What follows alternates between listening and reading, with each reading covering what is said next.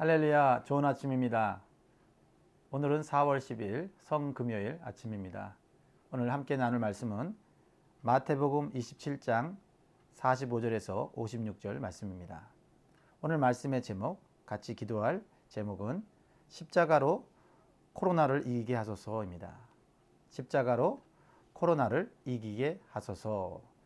오늘 이 기도로 코로나와 모든 삶의 어려움을 이겨낼 수 있기를 간절히 소원합니다. 예수님은 우리가 현재 당하고 있는 이 고난과 고통을 너무나 잘 아십니다.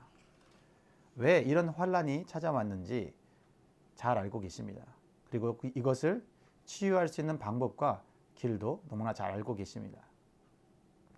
오늘 본문은 십자가에서 고통스럽게 돌아가신 예수님의 모습을 보여주고 있고, 또한 예수님의 죽으심과 함께 나타난 기적적인 현상들을 우리에게 보여주고 있습니다. 첫 번째로 예수님은 우리의 고통을 아시고 우리의 고통을 치유하시는 분이십니다. 예수님이 우리 인생이 당할 수 있는 고통을 이 땅 가운데서 다 경험하셨고 당하셨기 때문입니다.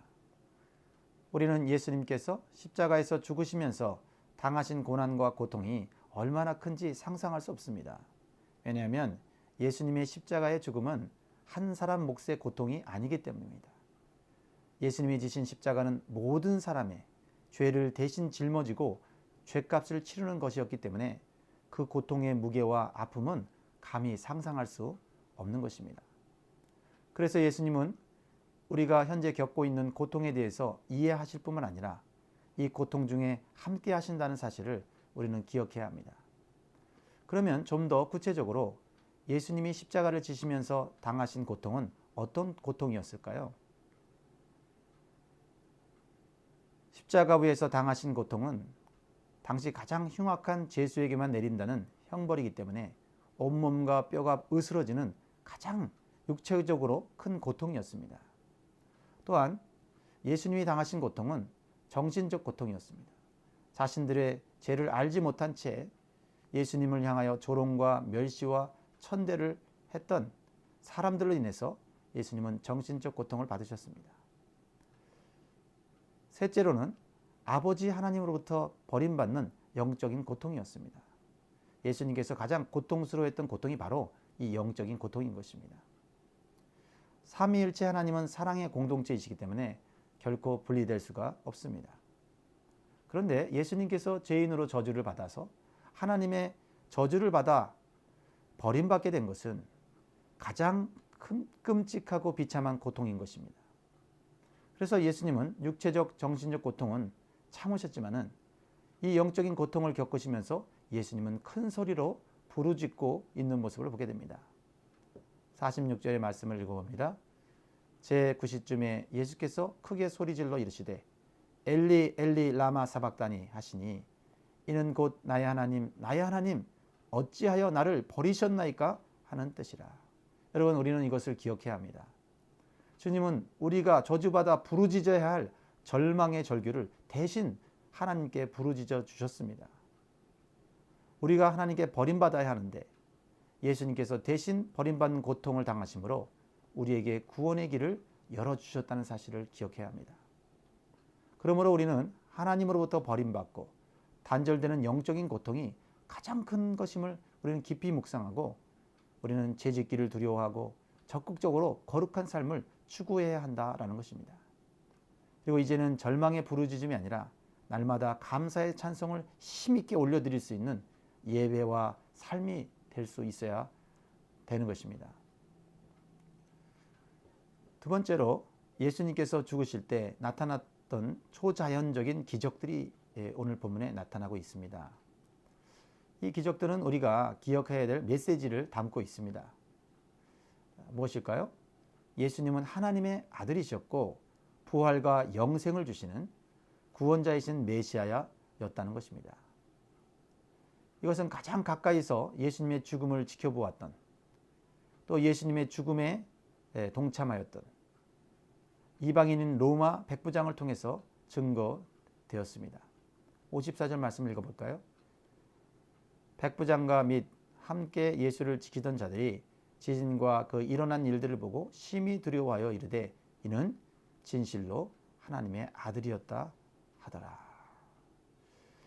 예수님 가까이서 지켜본 사람들은 가슴을 치면서 돌아갔다고 말하고 있습니다. 그들은 죄인을 죽인 것이 아니라 하나님의 아들을 죽인 것입니다.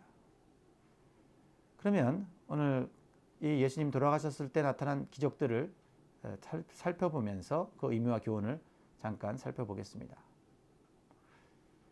첫 번째는 대낮에 해가 빛을 잃고 어둠이 임하였다고 말하고 있습니다. 45절에 보니까요. 제6시로부터 제6시는 12시, 오늘날 말하면 정오 12시입니다. 온 땅에 어둠이 임하여 제9시까지 계속되더니 오후 3시를 9시로 말하고 있습니다. 왜 하나님은 가장 밝은 시간, 해가 강하게 내리쬐는 시간, 정오 12시부터 3시까지 어둠이 임하게 하셨습니까?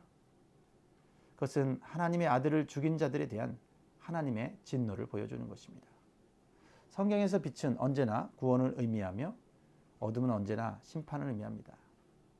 예컨대 예수님은 우리를 구원하시러 빛으로 오셨습니다. 그런데 빛 대신 예수님이 죽게 되니까 세상이 어두워진 것입니다. 이것은 하나님의 심판을 받는 자들은 바깥 어둠 속에 내던져짐을 의미하는 것입니다. 그러므로 예수님의 십자가는 하나님의 저주고 하나님의 심판을 의미하는 것입니다. 이 어둠은 또한 인류의 무거운 죄짐을 대신 지신 예수님의 십자가의 순환이 얼마나 고통스럽고 수치스러운지를 의미하는 것이기도 합니다. 또한 자연도 하나님의 아들이신 예수 그리스도가 십자가의 죽음을 죽을 때 그들도 슬퍼하며 동참한 것을 의미하는 것일 수 있습니다.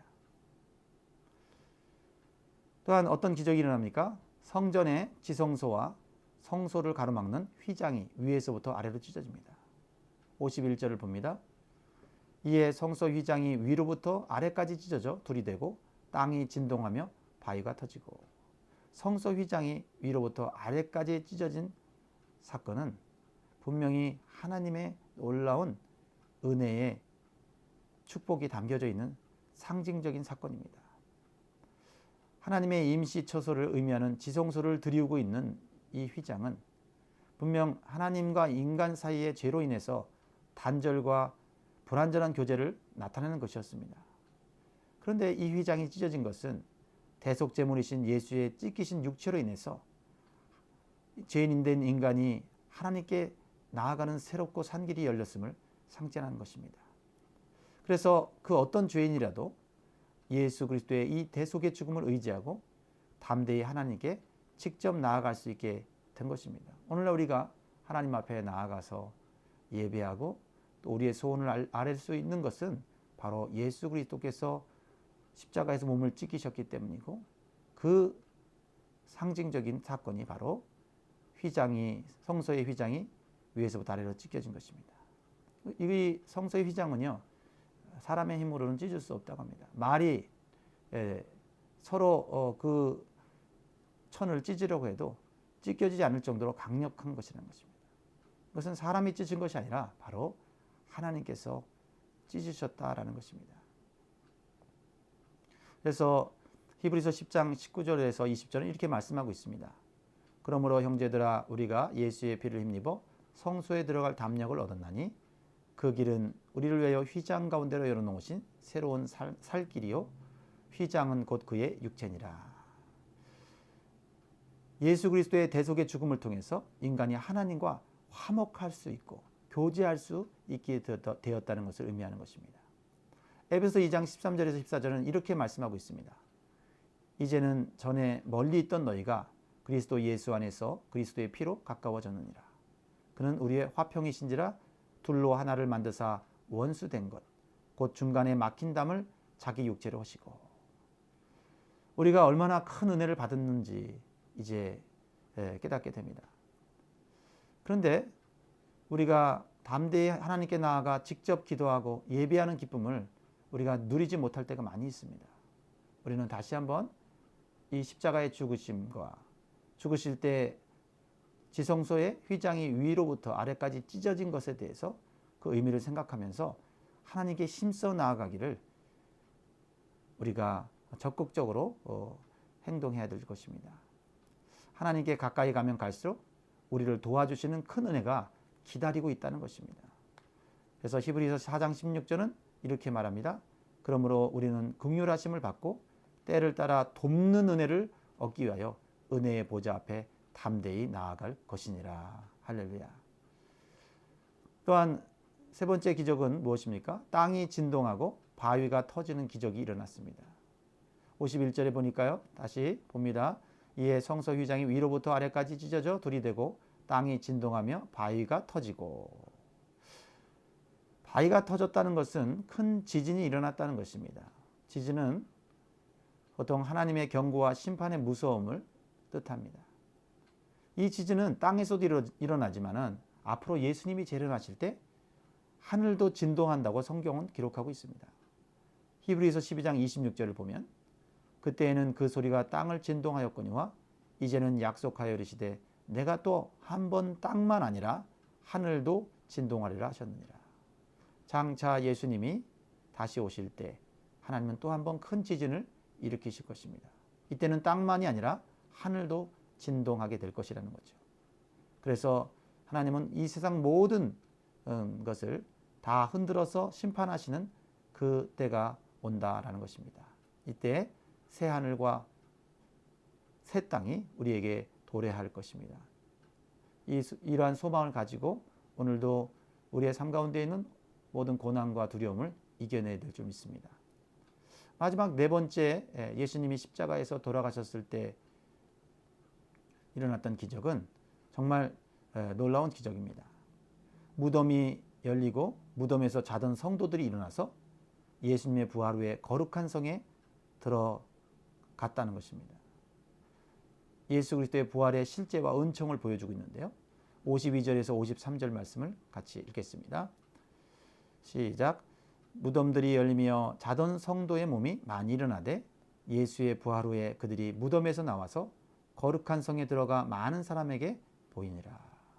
정말 신비롭고 놀라운 것입니다. 제가 이 말씀을 정말 읽으면서 참 이 말씀이 우리 마음 가운데 새겨지면 좋겠다 하는 생각을 해봅니다.